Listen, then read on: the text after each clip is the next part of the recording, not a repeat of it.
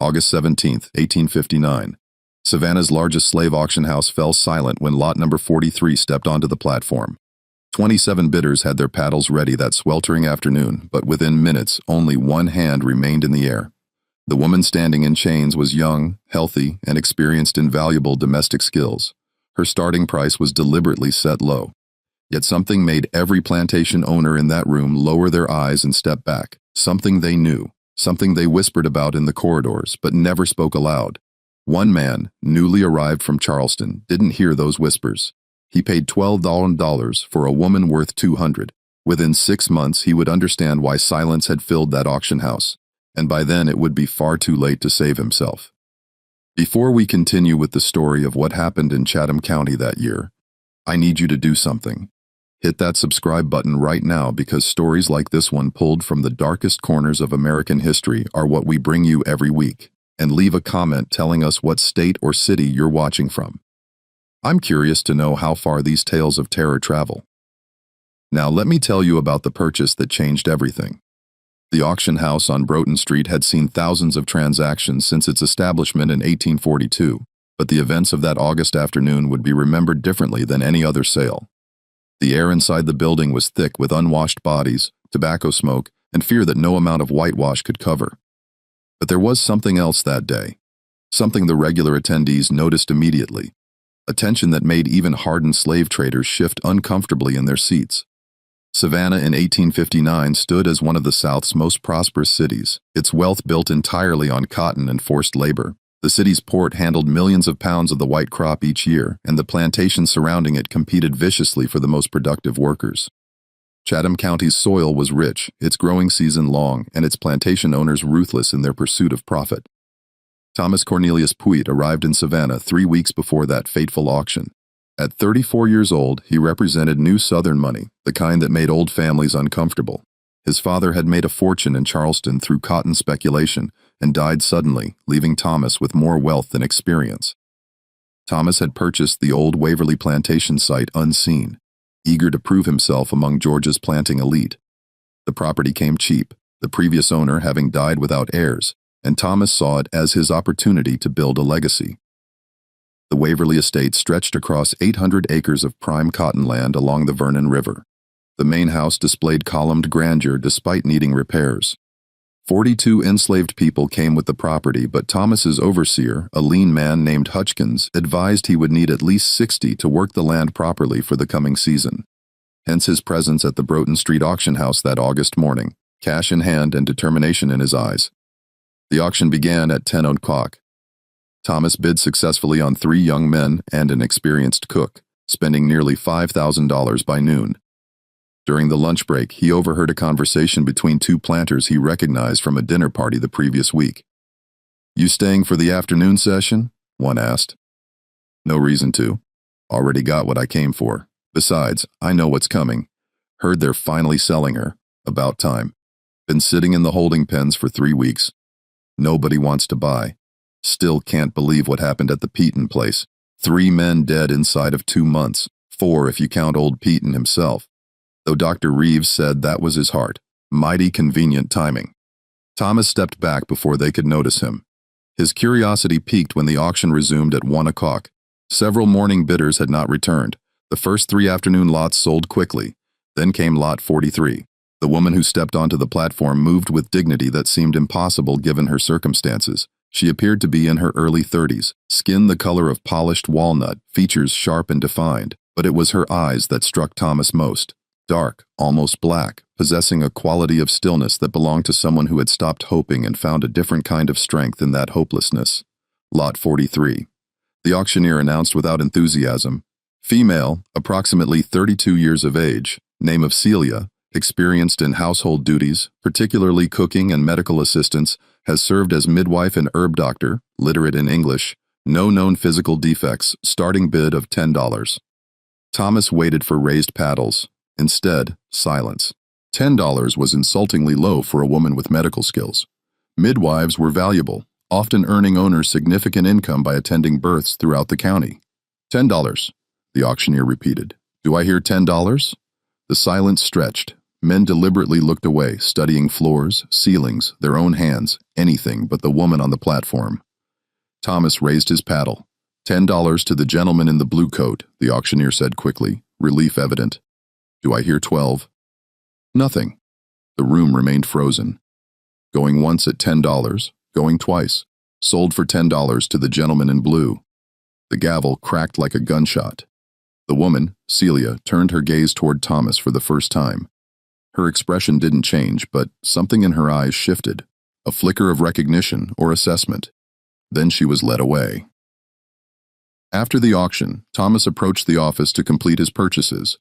When he inquired about Celia's history, the clerk's pen paused briefly before continuing. Came from the Peaton estate. Property was liquidated after Mr. Peaton's death 3 months ago, and her skills are accurately listed. That's what the estate inventory stated. Seems unusual that no one else bid. The clerk looked up briefly. Not my place to question what buyers do or don't do, sir. Your total comes to $6,1010. Music. The journey to Waverly took just over an hour along the river road. As they approached, the main house came into view. A 2-story structure with 6 columns across the front portico, white paint fading in places.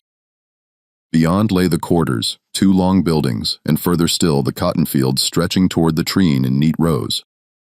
When they arrived, Hutchkins organized the new arrivals. The men would join field gangs. The cook would take over the main house kitchen, but when it came to Celia, Hutchkins seemed uncertain. Where do you want this one, Mr. Pewitt? Thomas considered. She has medical training. We'll use her as midwife. Have her set up in the old overseer's cabin near the quarters. Hutchkins nodded slowly. Yes, sir. Though we already have old patients who tends to such things. Then Celia can assist her. 2 pairs of hands are better than 1. Thomas was about to question Hutchkins's reluctance when a servant approached, informing him that Josiah Crenshaw had arrived to pay respects to the new owner. Thomas recognized the name from the conversation outside the auction house. Crenshaw waited on the front portico, a heavy-set man in his late 50s dressed in casual elegance. After exchanging pleasantries over bourbon, Crenshaw shifted the conversation. I noticed you made some purchases today. Good selections, though I sense you didn't hear all the talk about one particular acquisition. Thomas met his gaze. You're referring to Celia for $10. Did you wonder why no one else bid? The thought crossed my mind.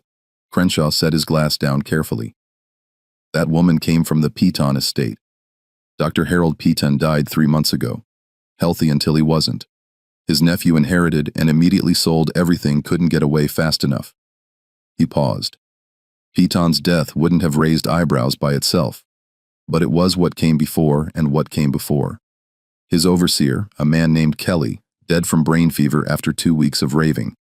Before that, Peaton's driver, Marcus, found dead in the stables with a broken neck. They said kicked by a horse. But Marcus knew horses better than anyone. And before that, Peaton's physician, Dr. Simon Vance, dead from apparent influenza complications. Thomas absorbed this. You're suggesting these deaths are connected. 4 men associated with the Peaton household died within 2 months, and the only common thread was that woman. She prepared medicines, tonics, teas, had access to the main house, the kitchen, the sick rooms. Crenshaw leaned forward, and she had reason. What reason? About 6 months ago, Celia's daughter took ill. Pneumonia, they thought. Dr. Vance attended her. The girl died 3 days later. Celia claimed the doctor was drunk, gave wrong treatment, killed her daughter through negligence. She made loud accusations.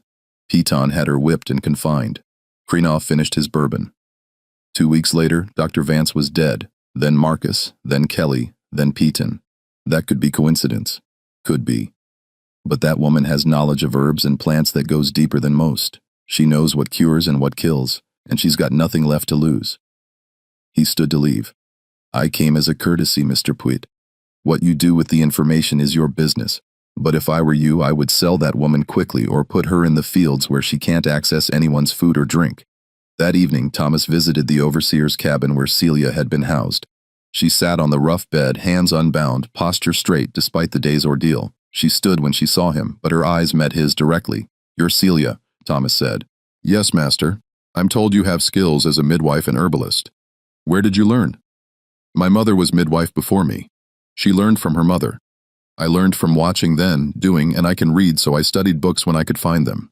Her candor surprised him. I'm also told you came from the Peaton estate. There were several deaths there. People die, master. That's the one certain thing in this world. Indeed, but the timing caused some talk. White folks always talk, especially when they don't understand something. And what didn't they understand? Celia said nothing for a long moment. Then they didn't understand that debts come due. One way or another, everything balances in the end. The statement could have been philosophical or threatening. Thomas decided to be direct. Did you kill them? She smiled slightly without warmth. Can't kill a man with words, master, or with prayers, or with hoping real hard that justice finds them. If they died, it was divine providence or their own sins catching up. I'm just a slave. Don't have the power to do anything but what I'm told. You'll work as midwife here, tend to the sick, deliver babies, prepare medicines as needed under old patients' supervision. Yes, master. And Celia, whatever happened at Piton's place, it stays there. Here at Waverly, we start fresh. Understood? Yes, master. Understood perfectly. That night, Thomas lay in bed thinking about Celia's daughter dead at 16 from pneumonia or a doctor's negligence. He thought about a mother's grief and what it might drive someone to do. He thought about herbs and plants, how the same knowledge that eased pain could cause it. Most of all, he thought about 4 dead men and 1 woman with nothing left to lose. The harvest began in late September. Dark clouds had been building over the Atlantic for days. A late-season hurricane was coming.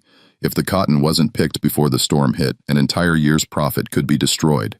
Thomas drove his workers hard, as all planters did during harvest. They rose before dawn and worked until darkness made it impossible to continue. Celia was not in the fields. Thomas had assigned her to work alongside old patients. Within a week, even Hutchkins reported they had reached an understanding. Old patient says the new woman knows her business, knows plants and remedies patients never heard of, asked if she could start a proper herb garden. Thomas approved it, reasoning Celia would be under patients' supervision. The garden began as a small plot behind the quarters. Come free for wounds, fever W for headaches, willow bark for pain, chamomile for stomach ailments. Each plant was labeled with neat handwriting, and Celia kept a journal documenting everything. October brought the hurricane everyone expected. It struck on the 12th. Massive winds that bent trees nearly horizontal and rain so thick visibility was impossible. The storm lasted 18 hours. When it passed, about 20% of the cotton had been destroyed and part of the quarter's roof torn away. Within 2 days of the hurricane, people began falling ill. It started with children, fever, chills, violent coughing, then it spread to adults. Within a week, 23 people were sick, including 3 house servants and Hutchinson's wife. Thomas sent to Savannah for a doctor. The young physician who arrived looked overwhelmed immediately. He prescribed rest, fluids, and regular doses of calam.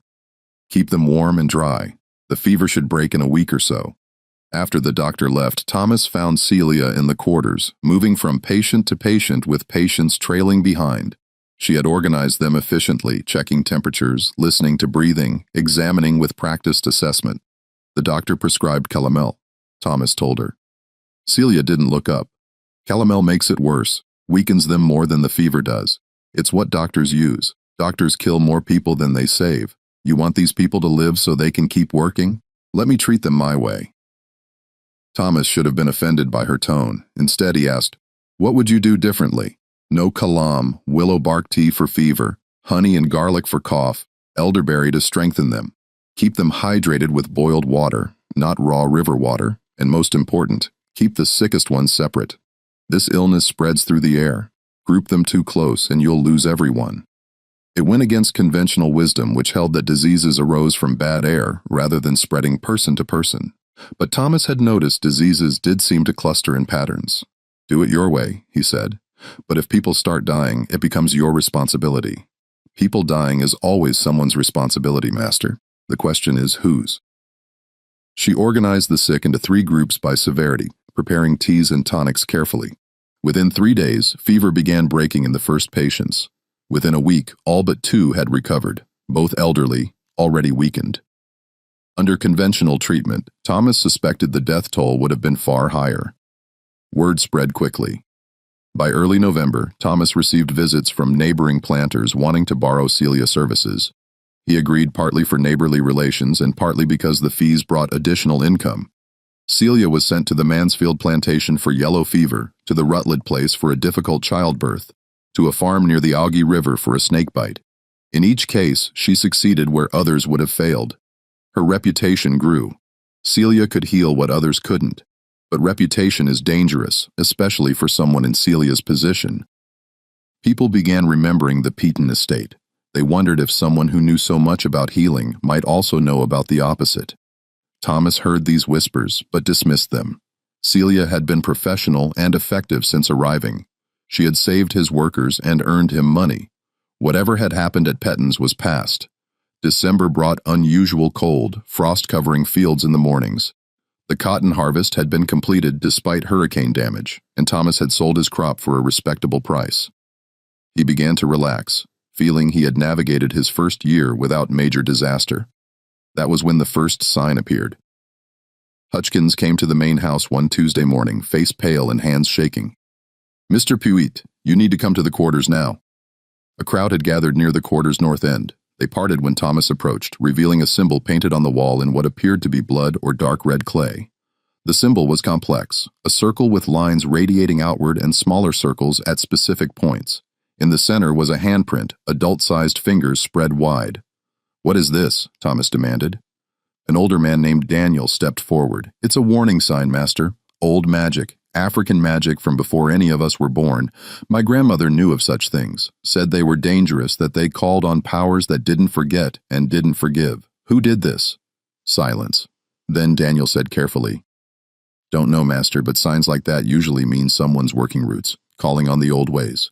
And when someone works roots, bad things follow." Thomas ordered the symbol washed away and announced severe punishment for anyone caught painting such things, but the damage was done. Fear had entered Waverly. 3 days later, Hutchkins' prize hunting dog was found dead near the well, body stiff and mouth foaming with dried saliva. The dog had been healthy that morning. "Poison," Hutchkins said flatly. "Something fast-acting." A week before Christmas, a field worker named Samuel fell ill. He complained of stomach pains that grew progressively worse.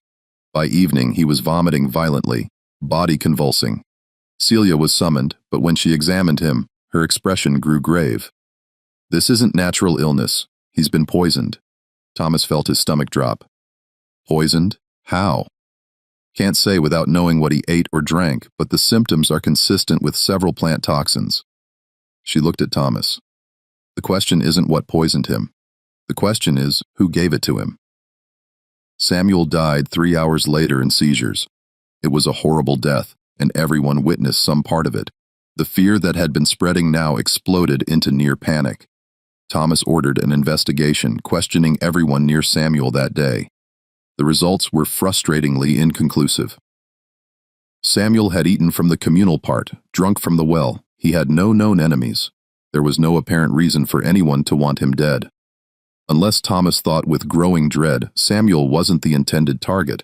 Unless someone was simply practicing, testing methods, preparing for something larger. That night, Thomas couldn't sleep.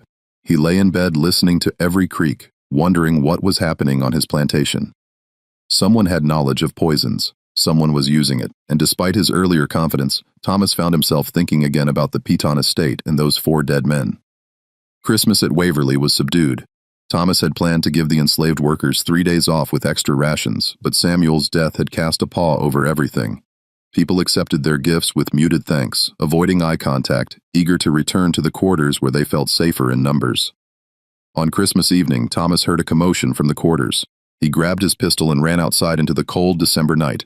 A crowd had gathered near the well, faces illuminated by torches. At the center, 2 men restrained a young woman named Ruth.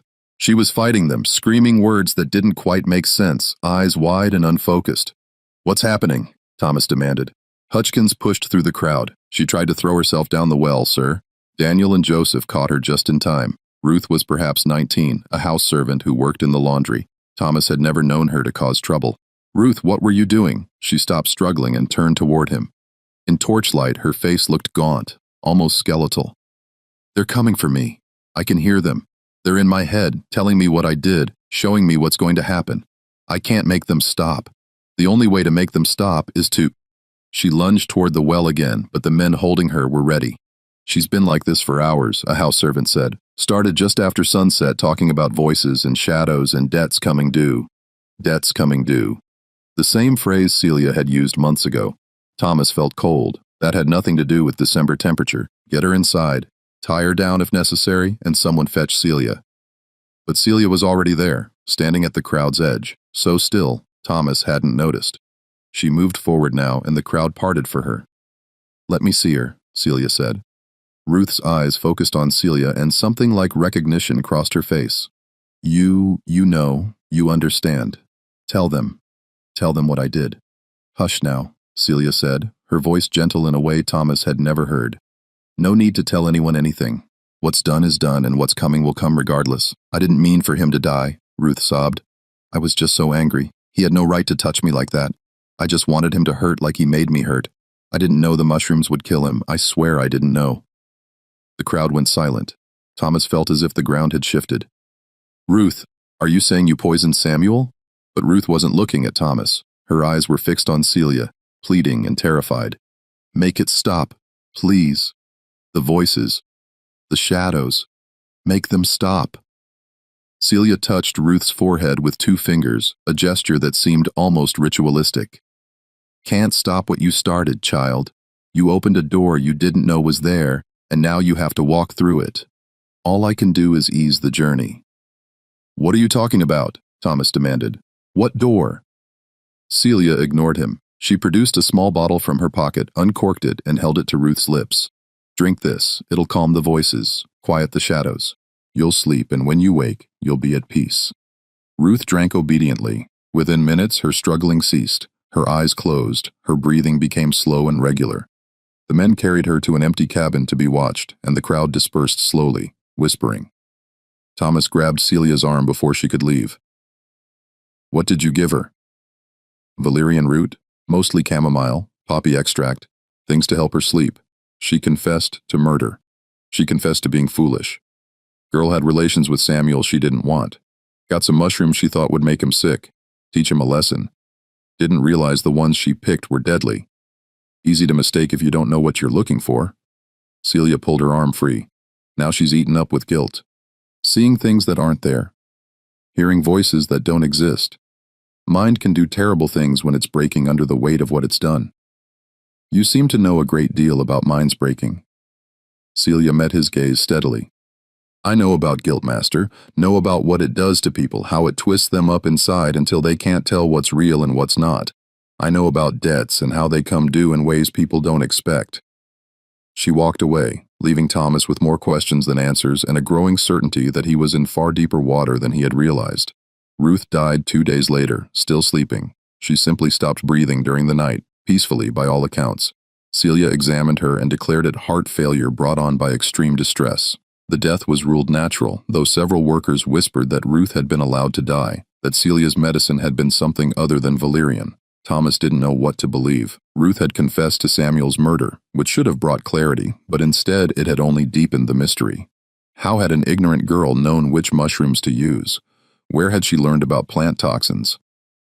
The answer came slowly as Thomas observed Celia more carefully. She wasn't just a healer. She was something older and more complex, a keeper of knowledge that predated American slavery, carried across the ocean in the memories of stolen people. She knew herbs not just from books, but from generations of accumulated wisdom passed mother to daughter in secret.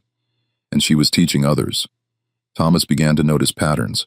Women who had been sick would spend time with Celia and emerge different, more confident, more knowing. Ruth had been one of those women. January brought bitter cold and an ice storm that coated everything in crystal. The plantation operation slowed to a crawl. During this forced confinement, Thomas finally took action he should have taken months earlier. He broke into Celia's cabin while she was away treating Hutchkins's wife. The cabin was meticulously organized. Dried herbs hung from ceiling beams, each bundle labeled. Bottles and jars lined shelves. A worked held mortar, pestle, measuring spoons, a small scale. But there was more. Hidden beneath the bed, Thomas found a wooden box wrapped in cloth. Inside were notebooks, pages covered with Celia's writing, medical notes mostly. But interspersed were other entries written in a different tone. Thomas read one dated October 15, 23, sick, 21 saved. "The power to heal is the power to choose who lives.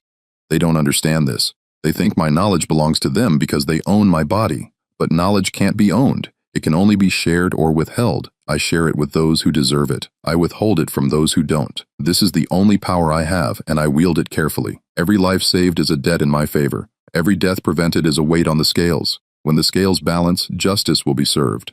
Thomas's hands shook as he turned pages, finding more entries in the same vein.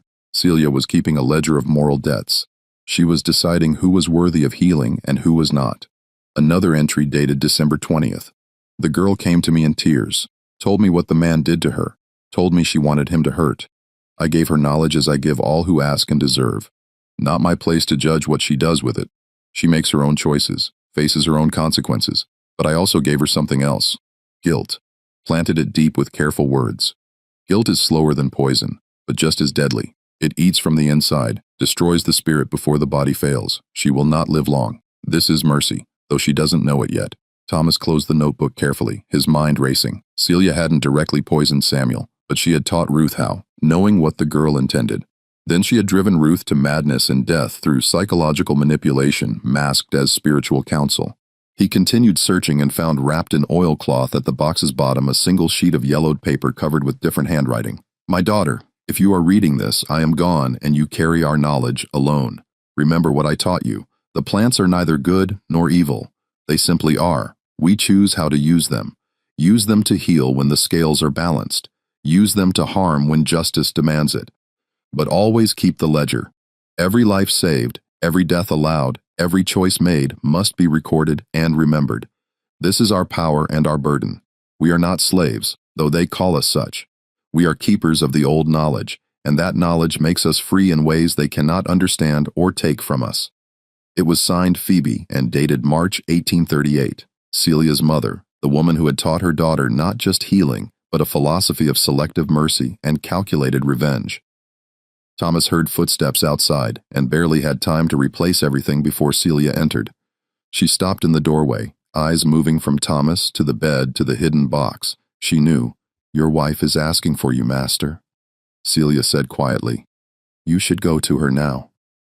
"I don't have a wife, don't you?" Then perhaps I misspoke. Hutchins's wife. I meant she's asking for him, wants to see him before the end. The end? The end that comes for us all, master. Some sooner, some later, but it always comes. She stepped into the cabin, closing the door. "You've been in my things." There was no point denying it. "I have. Find what you were looking for." "I found notebooks, records, a letter from your mother. I know what you've been doing." Celia sat on the bed, moving with weariness. When she spoke, her voice was soft but clear. "My daughter's name was Sarah. She was 17 when she got the pneumonia. Strong girl, smart, beautiful. Could have been anything if she'd been born free." She looked at Thomas, tears in her eyes for the first time. Dr. Vance came to see her. He was drunk. I could smell it, see it in his eyes. But he was white and educated, and I was just a slave woman, so my opinion meant nothing. He gave her kalam and ordered bloodletting. I told him it was wrong. He had me whipped for contradicting him. Her hands clenched into fists. I watched my daughter die slowly over 3 days, watched the calomel poison her, watched the bloodletting drain what little strength she had. She died in agony calling for me, and I couldn't help because they had tied me up in the barn to teach me respect for white medicine. "I'm sorry," Thomas said, and meant it. "Sorry doesn't balance the scales, master. Sorry doesn't bring her back or punish the man who killed her through negligence and pride." So, I did what I had to do. Dr. Vance died from what looked like influenza complications, but it wasn't influenza. It was foxglove, carefully administered over weeks in doses small enough to mimic heart problems. Marcus died because he helped hold me down for the whipping. Kelly died because he laughed while they beat me. And Piton died because he owned us all because he created the system that let my daughter die while I watched helplessly. She stood facing Thomas directly. "I'm not sorry for any of it. They deserved what they got. And if that makes me a murderer in your eyes, then so be it. But I'm also the woman who saved 21 people during the outbreak. I'm the woman who's delivered 37 babies in the past year, losing only 2. The scales balance, master. That's all I'm trying to do. Balance the scales." Thomas felt trapped between horror and something like admiration. What Celia had done was murder, cold and calculated, but she had also saved countless lives. Was she a monster or a healer? Could she be both? What about Ruth?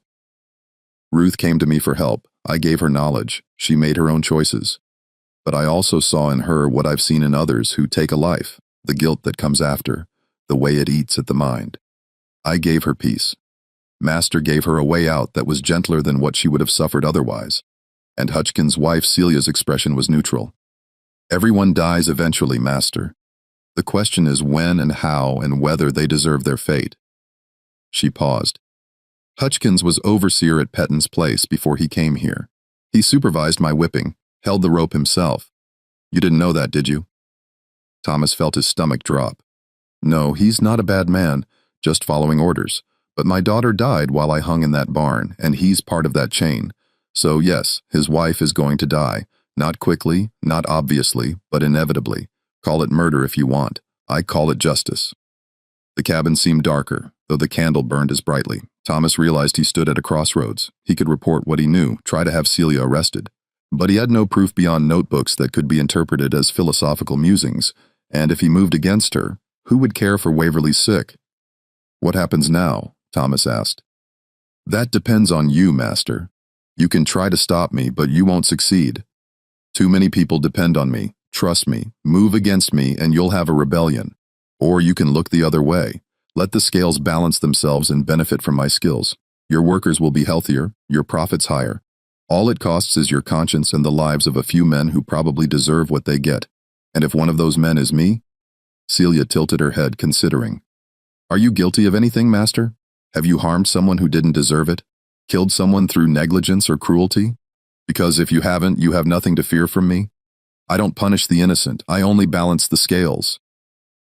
Thomas thought about his treatment of the people he owned. By slave-holding society standards, he was decent, but he was still a master, still participating in a system built on human bondage. In Celia's eyes, did that make him guilty?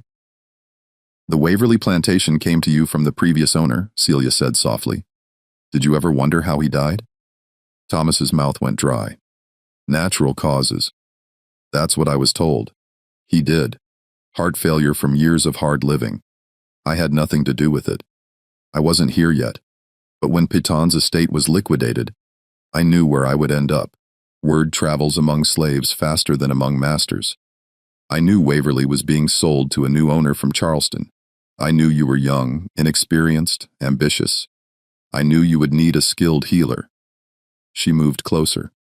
So I made sure no one else bid on me, told the other slaves what happened at Petton's, let them spread the word to their masters, made myself seem dangerous, cursed, bad luck. Also that you, who didn't know any better, would buy me cheap and bring me here where I could work, heal, teach, and yes, occasionally dispense justice that white courts won't provide. You manipulated me from the beginning. I used the tools available to me, just like you use whips and chains and bills of sale to control us. We each have our weapons, Master. Mine are just less obvious. Thomas realized he was trembling, whether from anger or fear he couldn't say.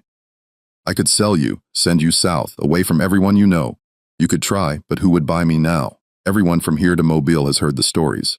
And if you sold me, who would care for your sick? Who would deliver your babies? How many people would die before you found someone half as skilled? She smiled without warmth. I've made myself necessary, Master. That's the real power, not the ability to kill, but the ability to save. People forgive almost anything from someone who can save lives. The truth struck Thomas like a physical blow. Celia had made herself indispensable, and in doing so secured a kind of freedom no legal document could provide. She couldn't be sold because she was too valuable. She couldn't be punished because too many people depended on her. So, what do you want from me? Thomas asked finally. Nothing you aren't already giving me. Freedom to practice my healing, access to herbs and plants, respect for my knowledge, and one more thing. Look the other way when the scales need balancing. Don't ask questions you don't want answers to. Don't investigate deaths too closely. Let nature take its course.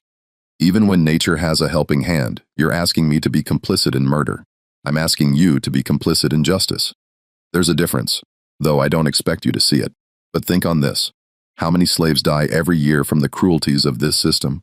How many are whipped to death, worked to death, bred like animals, sold away from families? And how many masters ever face punishment? The law protects you, not us. So we make our own justice in the only ways available to us. Thomas had no answer. The moral foundation he had built his life on was cracking, revealing contradictions he had never wanted to examine. He was a slave owner who considered himself humane, a participant in an inherently inhumane system. "Get out," he said quietly. "Leave me alone." Celia nodded and moved toward the door, but before she left, she turned back. "Hutchkins' wife will die within a week. After that, Hutchkins will be different, quieter, less efficient. He'll start drinking. The guilt of failing to save her will eat at him. You'll need a new overseer within a year. I'd suggest promoting Daniel. He's smart, fair, and the workers respect him." "How do you know all that?" "Because I've seen it before. Grief follows predictable patterns, especially when mixed with guilt. Hutchkins knows deep down that he's done bad things in his life. His wife's death will make him confront that, and he won't survive the confrontation." She left then, closing the door softly. Thomas stood alone in the cabin for a long time, surrounded by jars of dried herbs and bottles of tinctures, feeling as if he had just touched something ancient and dangerous that he would never fully understand. That conversation in early January marked a turning point. Thomas didn't report what he had learned, didn't try to sell Celia or restrict her movements. He told himself he was being practical, making the best of an impossible situation.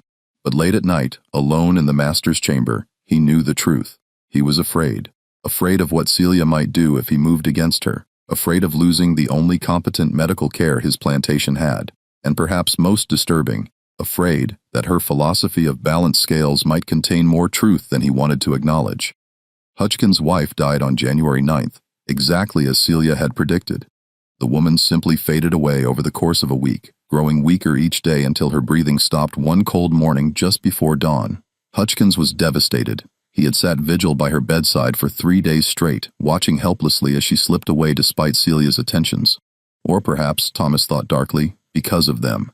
The change in Hutchkins was immediate and profound. The lean, efficient overseer who had managed Waverly with iron discipline became a hollow shell. He still performed his duties, but mechanically, without the sharp attention to detail that had made him valuable. He began drinking heavily, starting with a glass of whiskey at noon, and continuing throughout the afternoon until he was barely coherent by evening. Thomas tried to address it several times, but Hutchkins would just stare at him with red-rimmed eyes and say, "She shouldn't have died, Mr. Pruitt. She was only 43, strong as an ox until she wasn't. Doesn't make sense. None of it makes sense." By February, Hutchkins was useless as an overseer. Thomas had no choice but to promote Daniel just as Celia had suggested. Daniel accepted the promotion with quiet dignity and proved surprisingly effective at managing the other workers. He was firm but fair, respected rather than feared, and production actually increased under his supervision. Celia's influence continued to grow.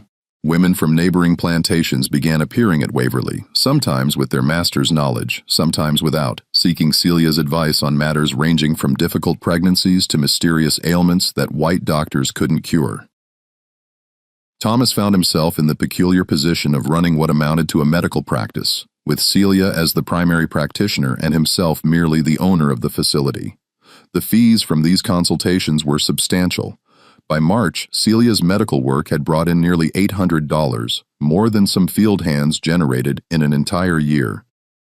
Thomas kept careful records, depositing the money in his account at the Planters Bank of Savannah, telling himself he was simply managing his plantation's resources efficiently.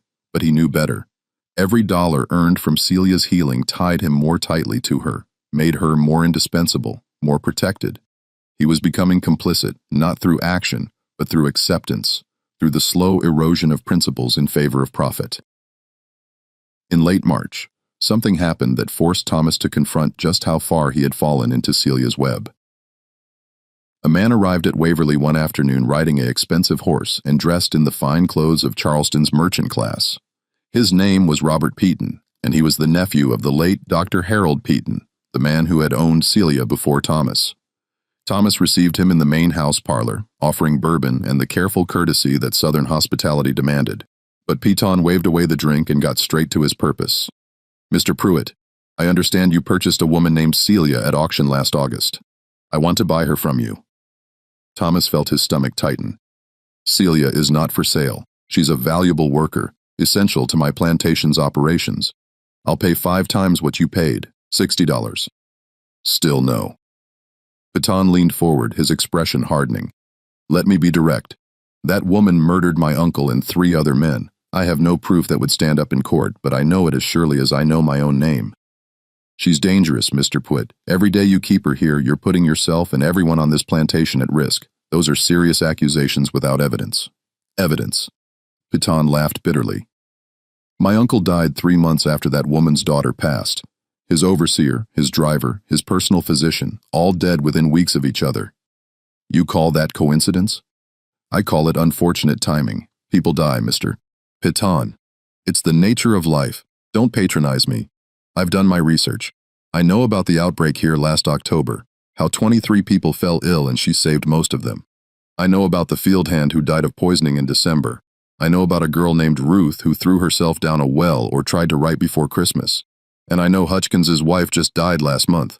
Piton's voice dropped. See a pattern yet? Thomas felt cold spreading through his chest. When laid out like that, the deaths did form a pattern, but he kept his voice steady. Celia saved 21 people during that outbreak. She's delivered dozens of healthy babies. She's the best medical practitioner in Chatham County, and I'm not selling her to satisfy your vendetta against someone you blame for your uncle's death. You're a fool. Piton stood abruptly. My uncle was a fool too. He thought he could control her, could use her skills while ignoring the danger. He's dead now. His overseer is dead. Everyone close to him is dead. How long do you think before she decides you're next on her list? I appreciate your concern, but my answer is final. Celia stays at Waverly. Piton stared at him for a long moment, then shook his head slowly. When you end up like my uncle, don't say you weren't warned. That woman is a plague, Mr. Puit, and plagues don't stop until they've consumed everything in their path. After Piton left, Thomas stood on the portico, watching the man ride away. His hands were shaking, not from anger, but from the creeping realization that Piton was right. Thomas was in danger. He had known it since finding Celia's journals, since understanding what she was capable of. But hearing it confirmed by someone else made it real, in a way it hadn't been before. That evening, Thomas did something he had been avoiding for months. He went through his plantation records systematically, documenting every death and illness since Celia's arrival. The pattern Piton had mentioned became even clearer when written down. Samuel dead from poisoning in December, but Celia had been treating him days before for a minor injury. Ruth driven to madness and death after confessing to Samuel's murder, with Celia present at her breakdown. Hutchins's wife wasting disease that Celia treated for months, always keeping her alive just long enough to extract maximum suffering from Hutchins. And there were others Thomas hadn't considered. An elderly field hand who had died in his sleep in November. Natural causes, everyone said, but the man had been in perfect health the day before. A house servant who had fallen down the main house stairs in January, breaking her neck. An accident, surely. But the servant had complained to Thomas about Celia just days earlier, saying the herb woman frightened her. 5 deaths in 6 months, possibly more if Thomas expanded his search to include less obvious cases. But balanced against that were the 21 saved during the outbreak, the 37 successful births, the countless minor ailments treated and cured. Celia's ledger was working exactly as she had described. Lives saved, lives taken, the scales constantly balancing. The question Thomas couldn't answer was where he fell on those scales. Was he guilty in Celia's eyes? Had he done something or failed to do something that warranted a death sentence? He treated his slaves better than most masters, didn't he? He provided adequate food, shelter, medical care. He rarely used the whip. He didn't separate families unnecessarily, but he was still a master. He still owned human beings. He still profited from their forced labor. In Celia's philosophy of absolute justice, was that enough to condemn him? Thomas began taking precautions. He stopped eating food prepared by the house servants unless he watched it being made from start to finish. He locked his bedroom door at night and kept a loaded pistol on his bedside table. He avoided being alone with Celia whenever possible. He inspected everything she sent to the main house. Tonics, herbs, teas, looking for signs of tampering, though he had no idea what those signs would look like. But he didn't send her away, didn't sell her, didn't restrict her movements, didn't even confront her about Piton's visit. Because doing so would be admitting he was afraid, and a master who showed fear to his slaves had already lost the battle for control. April brought warming weather and the beginning of planting season for the next cotton crop. The fields needed to be prepared, seeds sown, irrigation ditches cleared. It was demanding work that required every able body on the plantation, and Thomas threw himself into it with an intensity that bordered on obsession. Physical labor helped him avoid thinking about Celia, about the growing list of suspicious deaths, about the moral compromises he was making daily. But Celia wouldn't let him forget. On April 15th, Thomas woke to find something on his doorstep, a small cloth bundle tied with twine. Inside were dried herbs he didn't recognize, and a folded piece of paper. The handwriting was Celia's. For your health, Master, steep 1 spoonful in hot water each morning. It will ease the tension you carry and help you sleep better at night. Consider it a gift from someone who wishes you no harm as long as you continue to deserve none. The message was clear. Celia knew about his precautions, his fears, his avoidance of her, and she was telling him in her own way that he was safe for now. The conditional clause at the end was the real message. As long as you continue to deserve none. Thomas stared at the herbs for a long time. Was this a genuine offer of help, a medicinal tea that would actually ease his anxiety, or was it a test, a way to see if he would trust her enough to consume something she had prepared? Or worse, was it the first step in a slow poisoning, something that would take months to kill him while appearing completely natural? He threw the herbs into the fireplace and watched them burn, the smoke carrying a bitter, acrid smell. That night he slept with his pistol loaded and his door barred, but the gesture had achieved its purpose.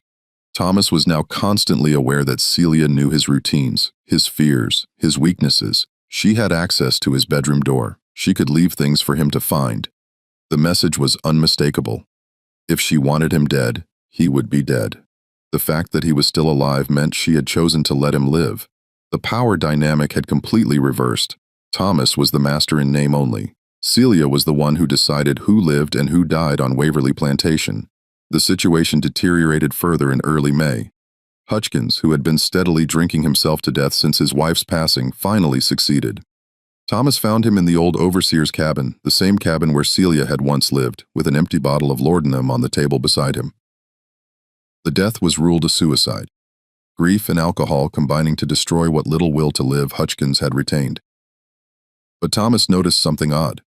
The Lord bottle was one Celia had prepared months earlier for Hutchkins' wife to ease her pain during the final stages of her illness. How had Hutchkins obtained it? Had he saved it from his wife's possessions? Or had someone given it to him, knowing what he would do with it? Thomas asked Daniel about it, carefully avoiding any direct accusation. Daniel's response was measured, thoughtful. Mr. Hutchkins was a troubled man these past months, sir. Couldn't forgive himself for things he'd done in his life. His wife's death broke something inside him. He was going to die one way or another, whether by drink or by his own hand. The laudanum just made it quicker and less painful. Did Celia give it to him? Daniel met his gaze steadily. Does it matter, sir? Man was already dead inside. His body just took a while to catch up. It was Thomas realized the same logic Celia used. Hutchkins was guilty of something. His participation in Celia's whipping at Petiton's plantation, and therefore deserved his fate. Whether he had taken his own life or been helped toward that end was irrelevant in the scales of justice. Thomas arranged a simple burial and promoted one of the field hands to fill Daniel's previous position. Life on Waverly continued, the routines of planting and maintenance proceeding as they always had. But beneath the surface, Thomas felt the ground shifting, eroding, threatening to collapse entirely. In mid-May, Thomas received an unexpected visitor, Josiah Crenshaw, the planter who had warned him about Celia nearly a year earlier. Crenshaw looked older, more worn, his face lined with worry.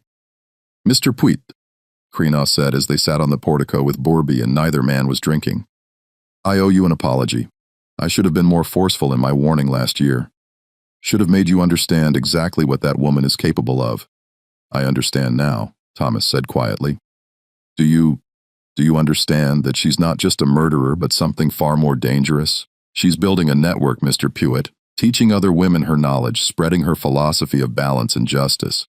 There are whispers all over Chatham County about women meeting in secret, sharing information about herbs and poisons, talking about debts and scales and retribution. Thomas felt ice in his veins. "How do you know this?" "Because it's happening on my plantation too. I have 3 women who spend time with Celia when she visits other properties. They've become different, bolder, more knowing. One of them looked me dead in the eye last week and said, 'The old ways are coming back, Master. Best you remember that.' What am I supposed to do with that? Have you considered that maybe we deserve it?" The words were out before Thomas could stop them. The old ways Celia talks about the balance she's trying to achieve. Maybe it's justice we've been avoiding for generations. Crenshaw stared at him in disbelief. "She's gotten to you."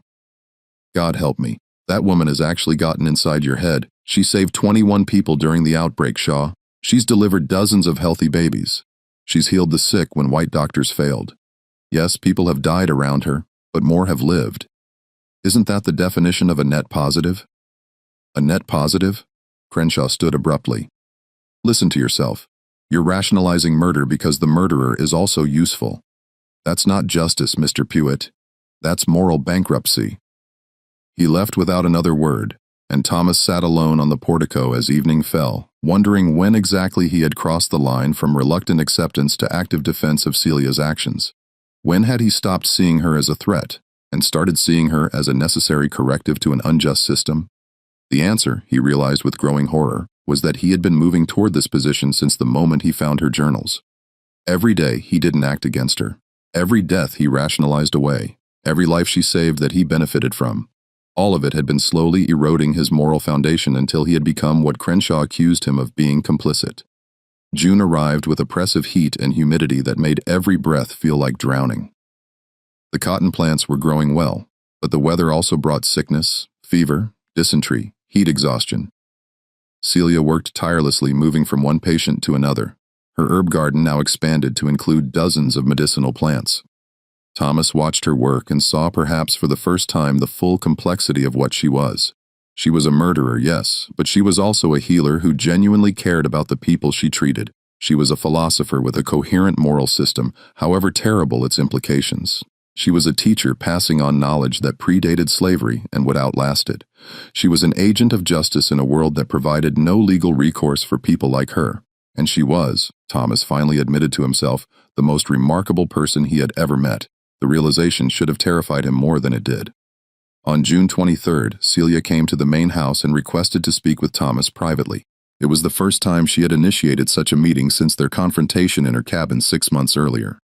They sat in the study, the door closed, the late afternoon sun streaming through the windows. Celia looked tired but composed, her hands folded in her lap. "I'm going to tell you something, Master, and I need you to listen without interrupting. Can you do that?" Thomas nodded.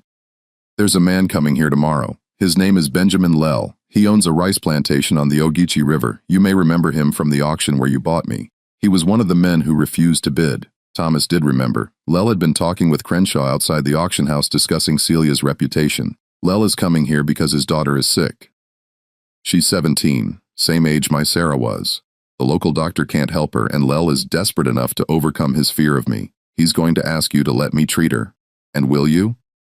Celia's expression was unreadable. "That depends on what? On whether the scales demand it. You see, Benjamin L. was at Peaton's plantation the day they whipped me. He wasn't directly involved, but he was there visiting on business. He saw them tie me up in that barn.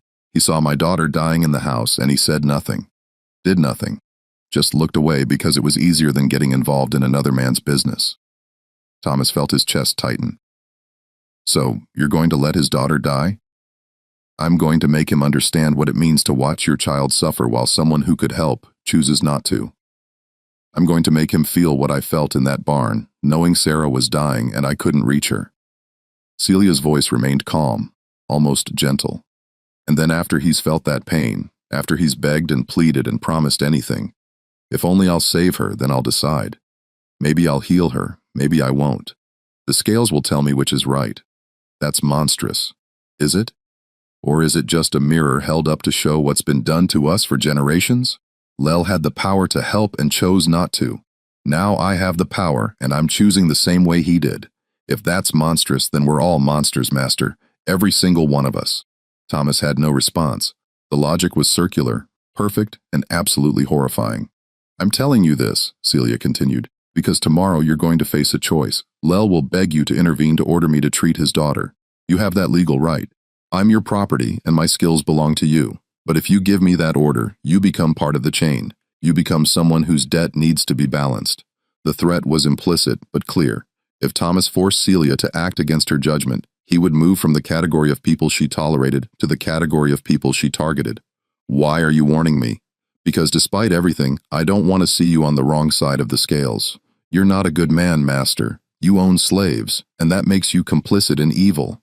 But you're not a cruel man. You don't take pleasure in suffering. You genuinely believe you're treating us as well as the system allows." She paused. "That's not enough to make you innocent, but it might be enough to keep you alive." She stood to leave, then turned back one final time. "When Lell comes tomorrow, remember this. I'm not asking for your permission. I'm asking for your non-inference. There's a difference." That night, Thomas didn't sleep. He paced his bedroom pistol on the table, mind racing through scenarios. Could he stop Celia from enacting whatever revenge she had planned? Legally, yes. She was his property, and he could order her to do anything. Practically, no. She had made herself indispensable, and moving against her would destabilize the entire plantation. More fundamentally, did he want to stop her? Lel had stood by while Celia's daughter died. In any just universe, shouldn't he face consequences for that moral failure? The law wouldn't punish him. Looking away wasn't a crime, but Celia's alternative system of justice would. Was that wrong, or was it the only form of accountability available in a world built on systemic injustice? Thomas was still wrestling with these questions when Benjamin Lel arrived the next morning, his face haggarded with worry and lack of sleep. "Mr. Puit, I need your help. My daughter Catherine is desperately ill, and I've heard you have a slave woman with exceptional medical skills. I'm prepared to pay whatever you ask, but please let her come examine Catherine." Thomas looked at the desperate father and saw with terrible clarity what Celia had seen a year ago in the barn at Petton's plantation, a man begging for help that might not come. Helpless in the face of forces beyond his control. "I'll send," Thomas said slowly. "But I can't promise she'll agree to treat your daughter. She makes her own decisions about which patients to accept. But you're her master. You can order her. I can. But I won't. If you want her help, you'll have to ask her yourself, and you'll have to live with whatever decision she makes." When Celia arrived, Lel's desperation overcame his pride. He actually knelt before her, tears streaming down his face. "Please, she's only 17. She's done nothing wrong. Whatever you need, whatever you want, I'll give it. Just save my daughter." Celia looked down at him with an expression Thomas couldn't read. "Tell me, Mr. Lel, do you remember visiting the Petton plantation last summer?" Lel's face went pale. Yes, I was there on business. Do you remember what you saw in the barn? Please." "That has nothing to do with, do you remember?" Celia's voice was sharp now, cutting. "Yes," Lel whispered. "I remember. I saw them whipping you. I saw your daughter in the house, heard her crying. I wanted to say something, but it wasn't my place. It wasn't my business. You looked away. You chose the comfort of non-involvement over the difficulty of doing what was right. You let my daughter die without speaking a single word in our defense. I'm sorry. God help me. I'm sorry. I've thought about it every day since. I should have said something, should have done something. I was a coward, and your daughter paid the price for my cowardice." Lel was sobbing now, broken. "I know I deserve whatever judgment you give me, but my daughter doesn't. She's innocent. Please don't make her pay for my sins." The room was absolutely silent. Thomas watched Celia's face, trying to read what she was thinking. This was the moment she had been building toward the perfect mirror of her own trauma. She had the power to let Catherine LOL die, to make Benjamin Lel feel exactly what she had felt. The scales demanded it. Justice required it. But then Celia did something Thomas never expected. She helped Lel to his feet. "Take me to your daughter. I'll examine her and do what I can." Lel's expression transformed from despair to shocked hope. You'll help her. I'm a healer, Mr. Lel. That's what I do. But understand this. The debt isn't canceled. You owe me a life now, and one day I will collect. Maybe not today, maybe not this year, but someday the scales will balance, and when that time comes, you will pay what you owe." Lel nodded frantically. "Yes, anything, I promise." "Whatever you need, what I need," Celia said quietly, "is for you to remember. Remember what it feels like to be helpless. Remember what it feels like to have your child's life in someone else's hands. Remember what it feels like to beg for mercy, and the next time you see someone else in that position, don't look away. That's the payment I'm asking for. Not money, not favors, just the willingness to do what's right, even when it's uncomfortable." She left with Lel, leaving Thomas alone in the study. His understanding of Celia fundamentally altered once again. She wasn't simply taking revenge. She was teaching every death, every healing, every moment of calculated mercy or calculated cruelty. All of it was part of a larger lesson she was trying to impart. The scales didn't just balance death against death. They balanced action against inaction, cruelty against kindness, looking away against standing up.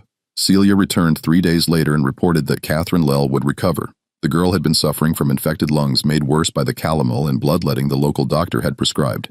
Celia had stopped the harmful treatments, cleaned out the infection with herbs and steam inhalation, and strengthened the girl's constitution with proper nutrition. "Will Lel keep his promise?" Thomas asked. "He will, because he understands now what I was trying to teach him.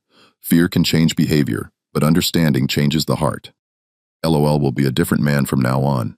Better than he was. That's worth more than his death would have been. You could have let her die. The scales demanded it. The scales demanded something. Yes. But I chose what that something would be. That's the power I have, Master. Not just to take life, but to shape it. To turn someone's worst moment into an opportunity for them to become better. She paused. That's what my mother taught me. The old knowledge isn't just about poison and healing. It's about understanding human nature deeply enough to change it. Summer progressed. The cotton grew tall in the fields, and life at Waverly continued its rhythms. But everything had changed. Thomas saw it in the way the enslaved workers carried themselves with more confidence, more dignity. He saw it in the way white planters approached Celia now with respect that bordered on fear. He saw it in himself, in the way he had stopped thinking of himself as a master and started thinking of himself as merely the legal owner of property he no longer truly controlled. The Civil War was coming. Everyone could feel it. The tension building between North and South like pressure before a storm. South Carolina would secede. Other states would follow. And the entire system that Waverly and plantations like it depended on would collapse. Thomas found himself oddly at peace with that prospect. He had seen an alternative system in action through Celia, one based on knowledge, skill, and moral authority rather than legal ownership and physical force. When slavery ended, and it would end, Celia and people like her would thrive because their power came from what they knew and what they could do, not from chains and bills of sale. In early September, as the cotton approached harvest time again, Thomas called Celia to his study one final time. "I've decided to manumit you," he said without preamble. "I'm going to file paperwork giving you your freedom." Celia's expression didn't change. "Why?" "Because you're already free. You have been since the day I bought you, maybe before that. The paperwork will just make it official, and what do you expect in return?" "Nothing. Stay at Waverly. Leave. Do whatever you want. I'm not placing conditions on this. There are always conditions, Master. Not this time. Consider it my attempt to balance my own scales. I participated in an evil system, profited from it, failed to oppose it when I should have. I can't undo that, but I can at least free one person who should never have been enslaved in the first place." Celia was silent for a long moment, studying him. Then slowly she smiled, and this time the warmth was genuine. "You've learned something, Master. Not everything I tried to teach you, but enough. Enough to survive what's coming, what is coming. War, revolution, the end of everything you know. But you'll survive it because you understand now that power isn't about ownership. It's about knowledge, skill, and the relationships you build with people who have reasons to keep you alive rather than dead." She stood to leave. "I'll stay at Waverly for now. These people need me, and I'm not done teaching yet. But I'll stay as a free woman, not as your property. We'll see how that changes things." The manumission papers were filed in October, making Celia legally free under Georgia law. It caused talk throughout Chatham County. Why would a planter free such a valuable slave? But Thomas didn't explain himself to anyone. Celia continued her work, training more women in the healing arts, building her network of knowledge keepers, preparing for the day when the old system would fall and new systems would need to be built to replace it. Thomas continued managing Waverly, but with a different understanding of his role. He wasn't the master of the plantation. He was simply the person legally responsible for it, operating with the consent and cooperation of the people who actually did the work. When that consent was withdrawn, as it would be once slavery ended, his authority would evaporate like morning mist. The last entry in Thomas Puig's diary, dated December 31st, 1859, read, "I bought Celia for $12 and thought I had gotten a bargain. Instead, I acquired something far more valuable and far more dangerous than I could have imagined. A teacher who showed me the difference between legal authority and moral power, between ownership and control, between what the law permits and what conscience demands. I don't know if the lessons she taught me make me better or worse, innocent or complicit, saved or damned. But I know I'm different than I was a year ago, and the world is different too. We're all standing on the edge of something vast and terrible. A reckoning that's been building for generations. When it comes, I suspect people like Celia, the ones who've been keeping the old knowledge alive in secret, waiting for their moment, will be the ones who survive and perhaps even thrive. As for me, I can only hope that when the scales finally balance, I've done enough to tip them toward mercy rather than justice." This mystery shows us that sometimes the most terrifying power isn't violence or supernatural forces, but human knowledge wielded by someone with both the skill to heal and the will to judge. The story of Celia and Thomas Puig reminds us that every system built on injustice carries within it the seeds of its own destruction, and that those seeds are often cultivated by the very people the system sought to control. What do you think of this story? Do you believe everything was revealed? Do you think Thomas made the right choices? Could the deaths at Peyton's plantation really have been natural, or was Celia responsible? Leave your comment below. If you enjoyed this tale and want more horror stories like this, subscribe, hit the notification bell, and share with someone who loves mysteries. See you in the next video. See you in the next video. See you in the next video. See you in the next video. See you in the next video. See you in the next video. See you in the next video.